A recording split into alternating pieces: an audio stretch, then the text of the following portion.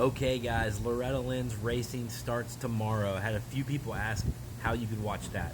Racer TV, all the motos have been live for years. You can go to their website, you can go to their Red Button channel. It'll be playing all day long. There's usually some cool guys that come into chats.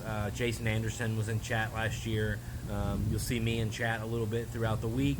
So definitely say hi if you see one of us.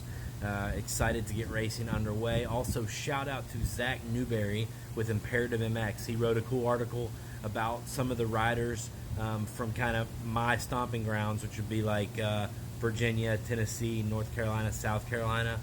Doesn't include my home state of West Virginia, but I spent most of my time racing, in Mega Series stuff, in those regions. So I feel like those are kind of my racing areas. And he did a really cool article on that, listing out and showing photos of some of the riders from those areas they're going to be competing at Loretta's. Also, special shout out to Elijah Hall, AOMC rider reps, going to be competing in the B and college boy classes, I believe. And Tucker Snyder, also an AOMC rider rep, is going to be competing in a couple of the vet classes. So I'll definitely be keeping an eye on those guys, and good luck to them.